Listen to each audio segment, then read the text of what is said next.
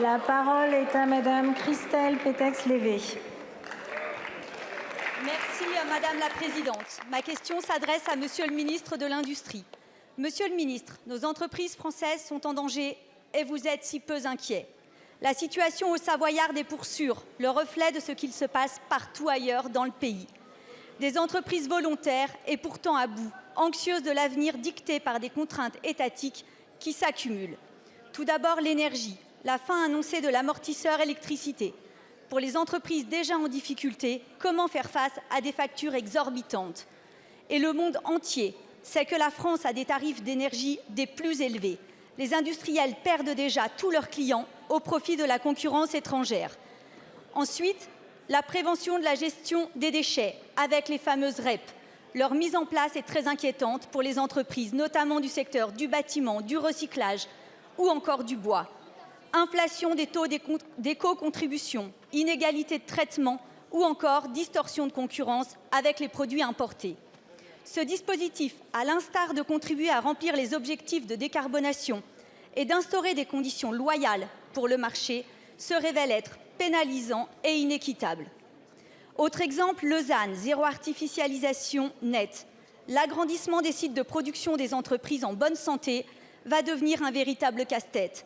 Comment peuvent-elles faire face à la concurrence internationale, répondre à la demande, si on ne leur permet pas d'adapter leur outil et surface de production?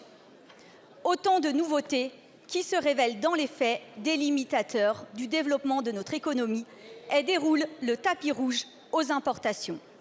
Monsieur le ministre, vous rendez-vous compte que vous vous acharnez contre nos entreprises?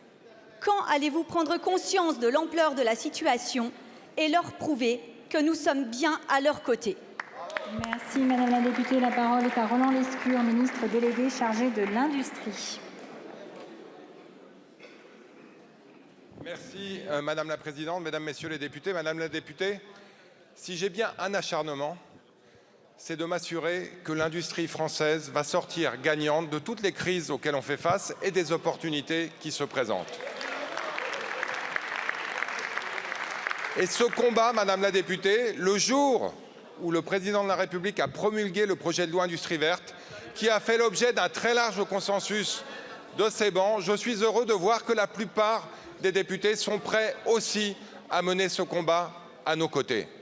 Vous avez mentionné la crise énergétique. La France a protégé ses industries comme personne au monde. Et j'étais aujourd'hui à la journée de l'industrie automobile au Carrousel du Livre. Tout le monde y a reconnu que l'industrie automobile a été résiliente dans cette crise et c'est grâce à nous.